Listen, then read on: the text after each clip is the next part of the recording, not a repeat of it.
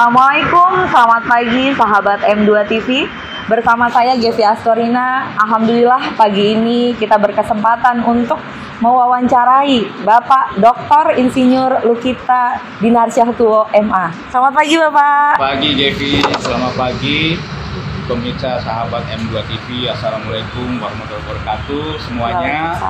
Salam sehat, salam bahagia, itu yang penting. Betul Bapak. Tapi ya seperti Gevi yang saya lihat pagi hari ini. Bapak sehat ya Pak ya? Alhamdulillah sehat. Kelihatan bugar banget Bapak hari ini, Insya Allah. Iya. Luar biasa Pak. Terima kasih waktunya buat hari ini Bapak. Sama-sama. Spesial banget nih buat kita dapat mewawancarai secara langsung Bapak Lukita, calon wali kota Batam nomor urut 1 ya Bapak ya. Iya.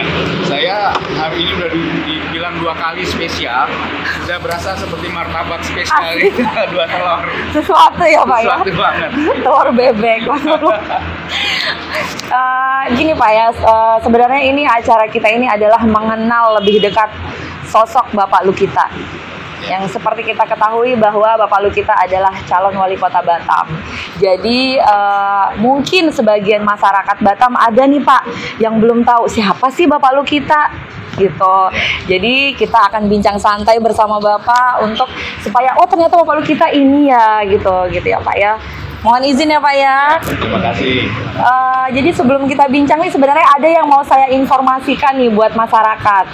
Ternyata nih saya juga baru tahu sebenarnya Pak. Ternyata Bapak Lukita pernah menjabat sebagai Menteri dan Wakil Menteri. Masya Allah luar biasa Pak. Alhamdulillah. Dan itu benar-benar kita baru tahu banget. Kalau nggak di searching tuh nggak tahu sebenarnya Pak. Oh gitu ya. Prestasi banget ya Pak ya. Ternyata dari tahun 2004, maaf bener Pak. 2010 ya Pak ya. 2010 sampai 2014. Itu sebagai apa Pak? Sebagai Wakil Menteri masanya pemerintahan Pak SBY yang kedua. Wakil Menteri ya Pak ya. Menteri Perencanaan Pembangunan Nasional. Terus selanjutnya di tahun 2014 ke 2017.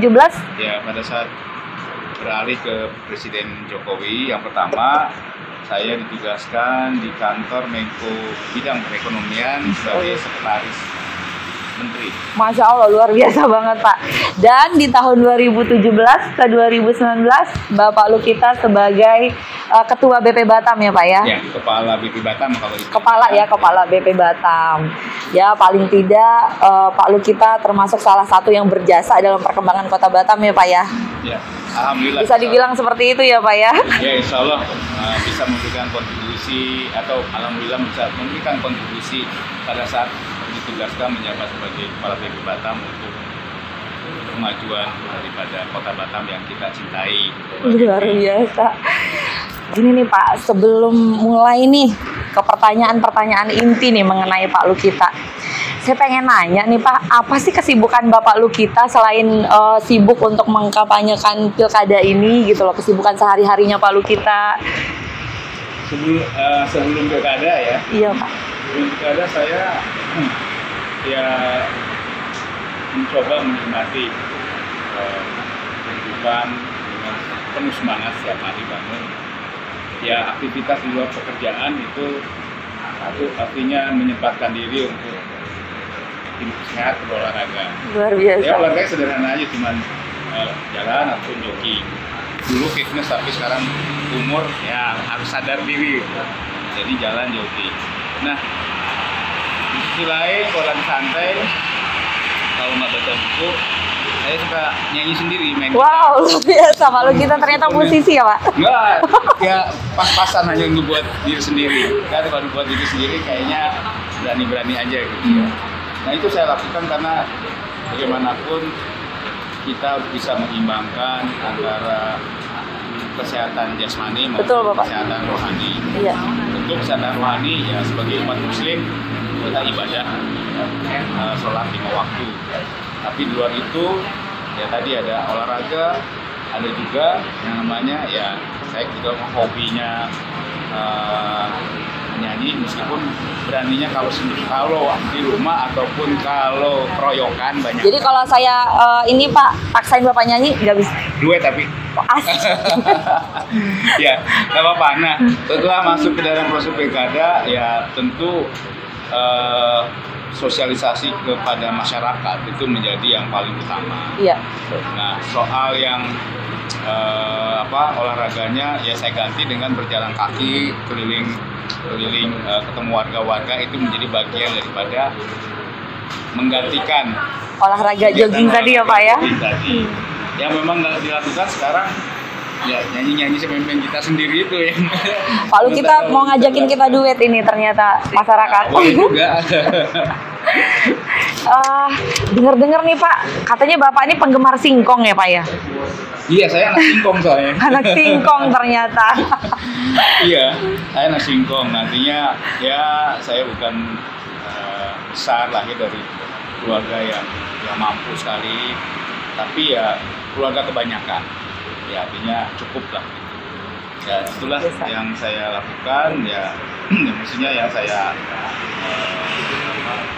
syukuri bahwa kami keluarga orang tua waktu itu masih ada, saudara-saudara juga sekarang masih ada lengkap semua.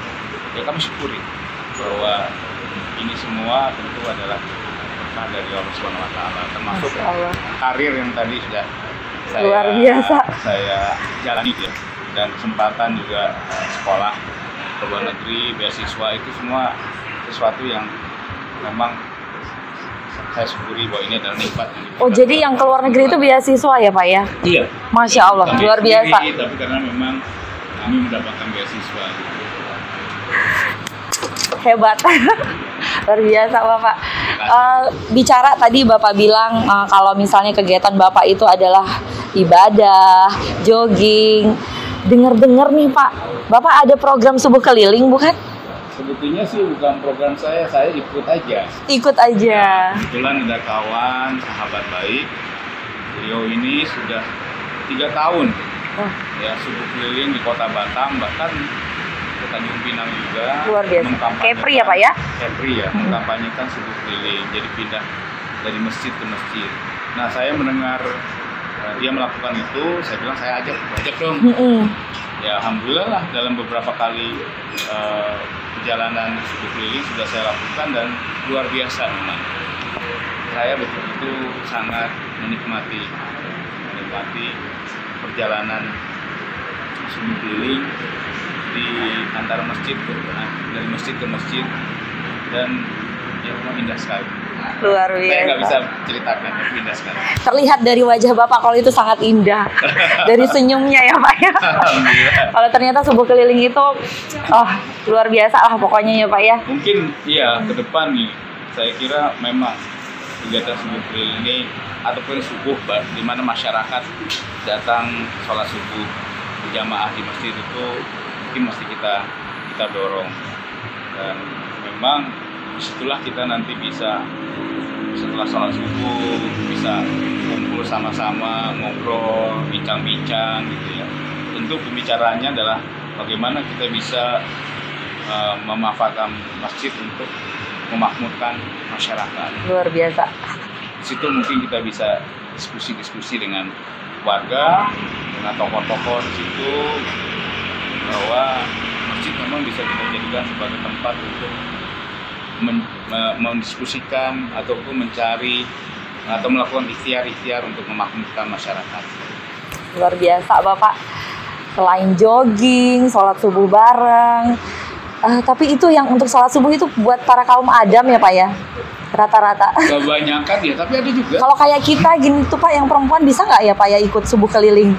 Setahu saya dalam beberapa subuh saya di masjid, itu ya ibu-ibu ada juga. Ada juga ya Pak ya? Artinya kalau beliau itu mungkin memang tidak subuh keliling, tapi selalu subuh. Sholat subuh ya Pak ya di masjid. Jadi tidak hanya saya kira untuk kaum adat.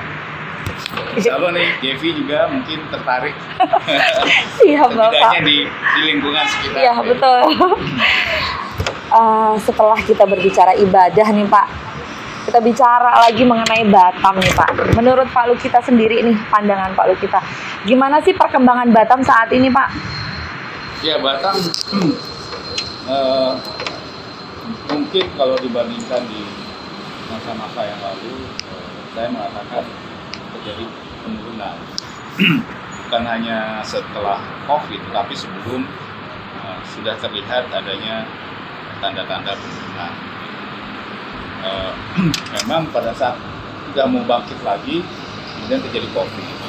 Nah ini semua saya melihatnya dari sisi fakta yang ada, bahwa di berbagai pelosok Kota Batam yang saya temui, ketika saya tanyakan apa yang diharapkan oleh warga di sini, mereka semua mengharapkan adalah lapangan pekerjaan.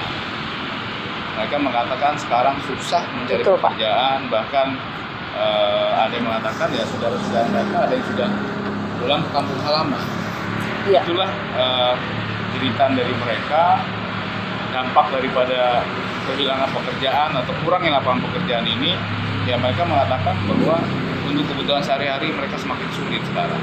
Ditambah kemudian ada COVID ini ya Pak ya. Inilah saya kira ya sebagai pemerintah tentu kita tidak harus bisa melawan ini, membangkitkan kembali ekonomi di Batam, dan saya yakin ini bisa karena Batam dari dulu diberikan kekhususan oleh pemerintah karena lokasinya yang memang paling strategis di Indonesia. Kita berada betul-betul di tepi selat Malaka yang memang alur pelayaran internasional yang paling sibuk. Lalu di seberang kita ada negara yang sudah maju yang bisa kita jadikan sebagai pasar daripada produk-produk kita. Nah inilah saya kira potensi-potensi yang ada di Batam, apakah dari sisi maritimnya, dari sisi keberadaan kawasan industri, dari sisi fasilitas free trade zone yang diberikan oleh pemerintah kepada Batam, dari sisi juga sebetulnya infrastruktur yang relatif sudah lebih baik ya dari banyak daerah di Indonesia. Ini harus kita dorong terus, ini harus kita manfaatkan. Makanya saya tetap optimis bahwa Batam bisa bangkit lagi ekonominya pada tingkatan pertumbuhan yang di atas 7%. Ini harus, karena bagaimanapun kita melihat sekarang anak-anak muda di Batam itu mereka akan menjadi angkatan kerja baru. Begitu mereka lulus sekolah, apakah SMA ataupun mereka lulus kuliah, maka mereka pasti mencari pekerjaan. Kita berharap mereka bisa mendapatkan pekerjaan di sini. Kalau harus keluar itu pilihan mereka memang mau bekerja di luar. Tapi sebisanya memang kita sediakan ada di Kota Batam. Ini menyambung nih Pak, bicaraan Bapak mengenai yang Batam penurunan dan segala macam. Ini bagaimana sih menurut pandangan Bapak perkembangan Kota Batam 5 tahun ke depan Pak? Ya, memang penuh tantangan karena COVID kita juga belum tahu kapan pandemi COVID itu betul-betul akan berakhir. Tetapi seperti saya sampaikan tadi, potensi Batam itu tidak berubah. Lokasi yang strategis ini tidak berubah. Ada tetap kita di jalur Selat Malaka, di seberang Singapura. Wilayah maritim kita tetap ada. Pulau-pulau yang masih belum dibangun, berarti potensi itu dibangun juga tersedia di sana. Nah, tinggal bagaimana kita mengelola ini supaya apa yang potensi itu menjadi sesuatu yang nyata terrealisasi. Nah, inilah yang harus diperbaiki, karena jangan kita mengatakan problemnya ada di luar, tapi problemnya ada di diri kita yang harus kita perbaiki. Contohnya buat saya yang paling penting adalah bagaimana pemerintah melayani calon-calon investor. Betul. Mau datang ke Kota Batam. Kita harus mempermudah semuanya. Kita menyambut mereka karpet merah. Karena mereka membawa uangnya dengan risiko, mau berusaha di sini, membuka lapangan kerja. Oleh karena itu semua harus dimudahkan. Betul. Dan kita ikut membantu mereka mempromosikan. Ya, itulah saya kira menjadi tugas daripada pemerintah salah satunya. Jadi yang tanyakan kembali oleh Gevi tadi, potensinya saya tetap optimis. Optimis itu penting itu Pak ya? Harus. Harus, wajib ya Pak? Bagaimana kalau bangun tidur pagi-pagi lalu kita langsung susah sekali. Nah, kedepannya juga akan negatif ya Pak ya, jam-jam kedepannya. Tapi kita buat semangat sendiri ya, selalu saya kira. Ya tadi, kan orang kadang-kadang mengatakan ucapan itu doa. Betul Bapak. Ya, ucapan itu doa, apa yang kita ucapkan menjadi sesuatu yang seolah menjadi doa.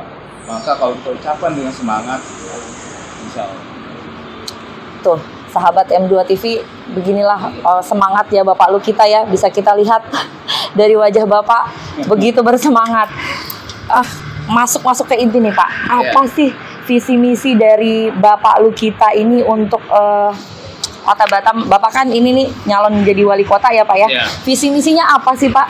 Ya, kalau bicara visi itu kan bicara jangka panjang.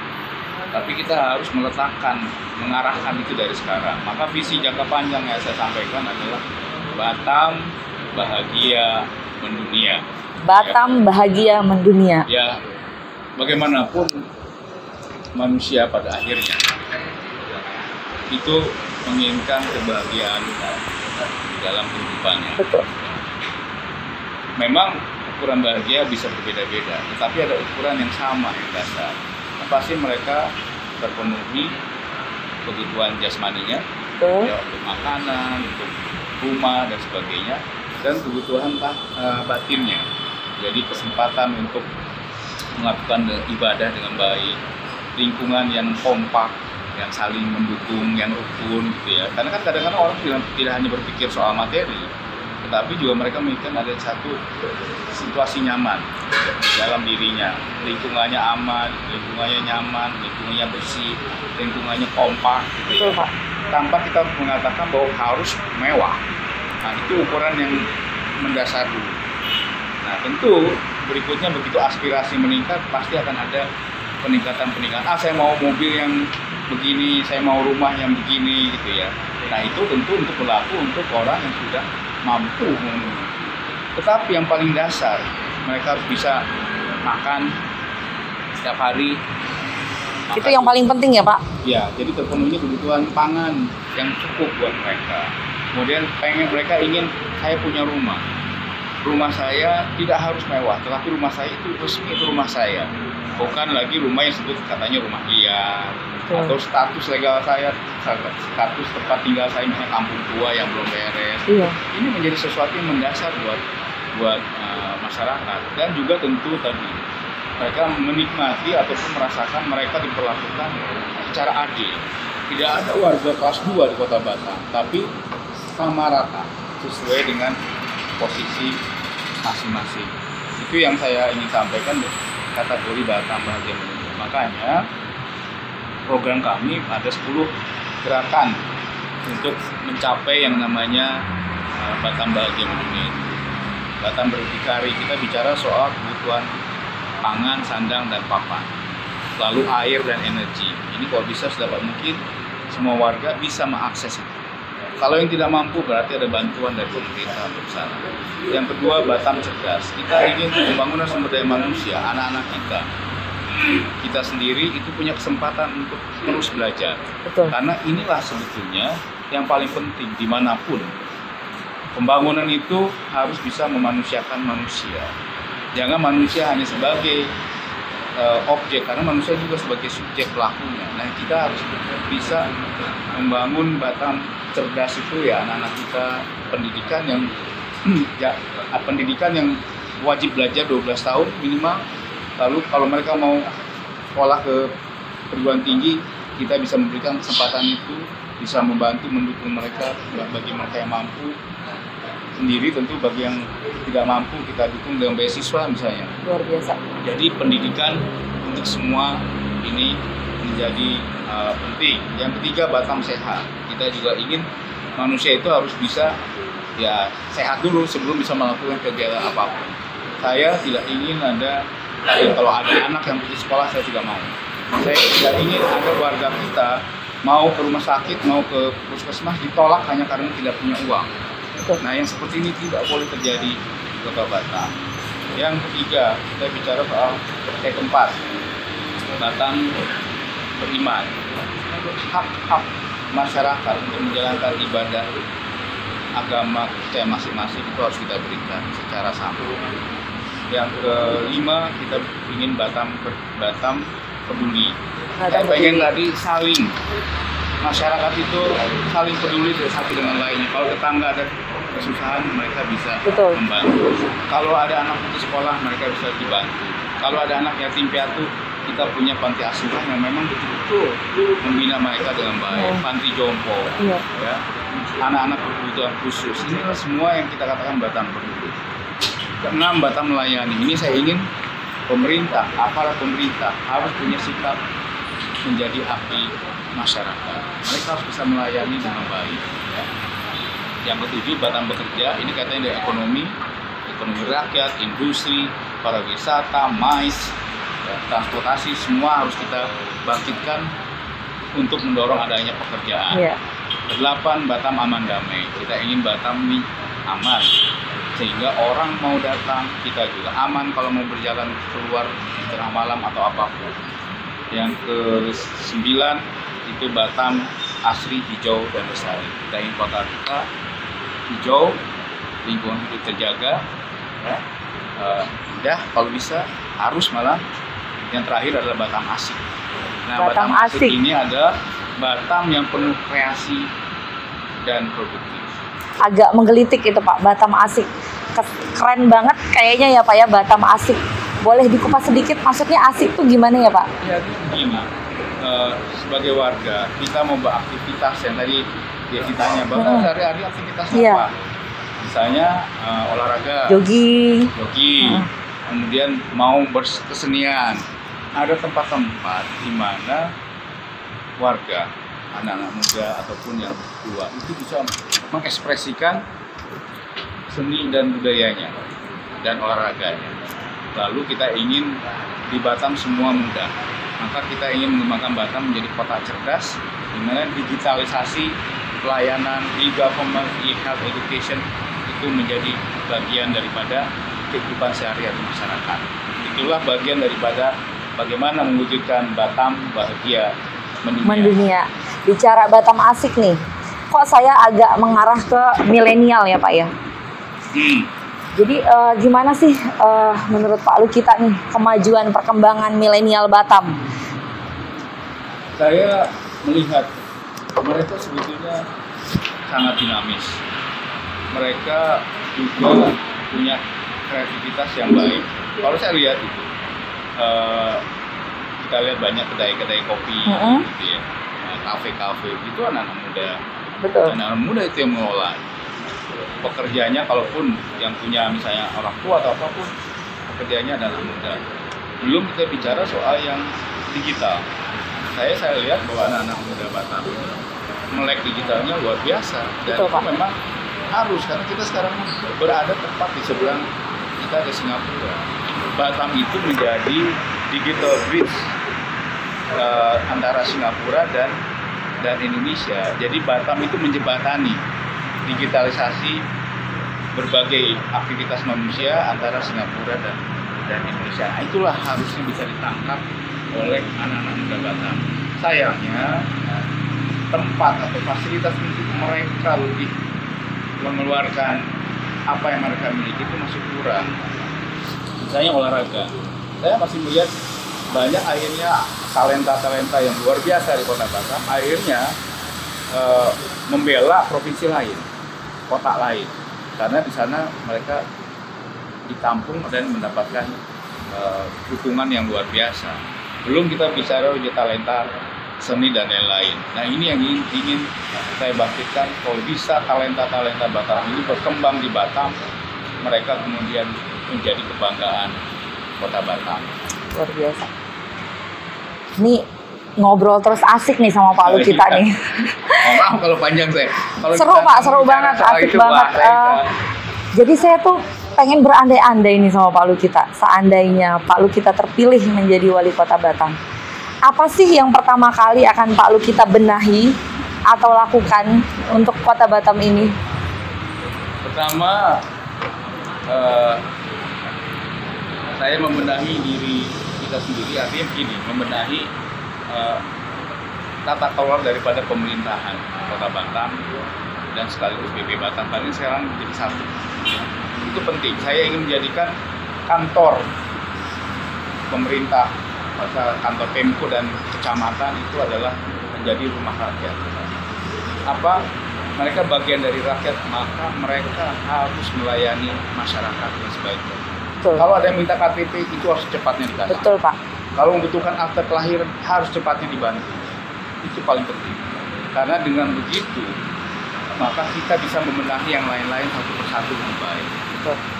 Termasuk 100 hari pertama ini bagaimana kita menangani pencegahan atau menangani dampak daripada COVID-19. Ini 2 prioritas yang akan saya lakukan.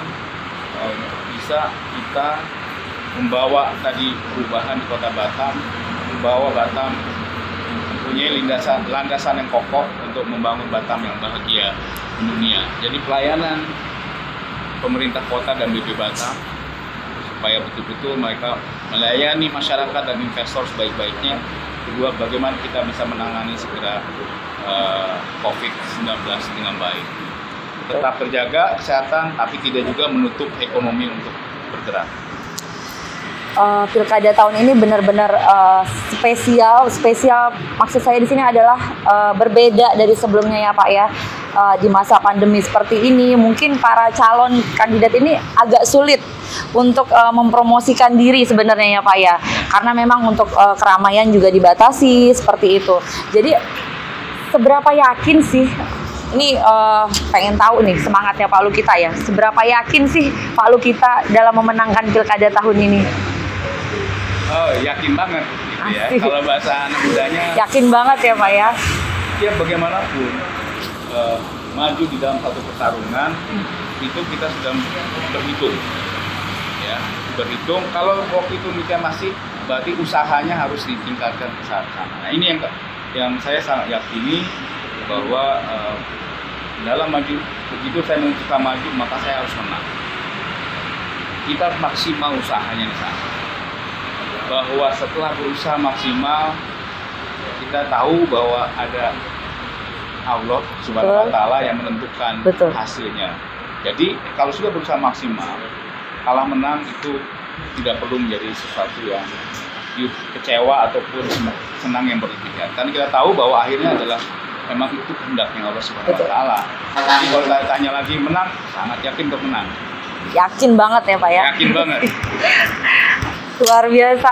Ini benar-benar ngobrol daging ini Pak. Apa ngobrol daging? Ngobrolnya memang benar-benar asik banget ya. Sesuai dengan tadi program unggulan tadi ada asik ya, Batam asik ya Pak ya. Harus Batam asik, kota asik. Nggak berasa banget ini udah panjang lebar kita ngobrol Pak. Asik banget. Jadi saya pengen satu nih pesan-pesan terakhir Pak Lukita buat masyarakat Kota Batam tentang pilkada kali ini Pak. Oke. Jangan golput, itu paling penting. Karena pilkada ini adalah untuk memilih pemimpin kita, pemimpin Kota Batam selama 4 tahun ke depan, 2020-2024. Ini akan menentukan bagaimana wajah atau nasib Kota Batam ke depan. Oleh karena itu, siapapun warga Kota Batam yang sudah mempunyai hak pilih, cek DPT-nya. Kalau belum ada, minta DPT-nya, kali itu adalah hak kalian untuk memilih. Kalau sudah punya DPT-nya, datang ke TPS tanggal 9 Desember 2020. Mari kita berpartisipasi aktif di dalam pemilihan Kota Batam. Soal pilihan, itu pilihan masing-masing. Ya, pilih yang terbaik, pilih yang akan memberikan perubahan kepada Kota Batam yang kita cintai, menjadi lebih baik lagi, menjadi kota kebanggaan kita, menjadi kota yang maju. Batam harus menjadi jendela dunia ke Indonesia. Sebaliknya, kita juga menjadi etalase untuk Indonesia ke dunia internasional. Jangan golput sekali lagi. Terima kasih. Terima kasih Bapak Lukita waktunya. Ingat ya, sahabat M2 TV, pesan Pak Lukita jangan golput. Tanggal 9 Desember, jangan lupa untuk menentukan pilihan. Siapapun itu, semoga Batam menjadi lebih maju lagi. Jangan lupa, tanggal 9 Desember, suatu suara kita sangat menentukan Kota Batam.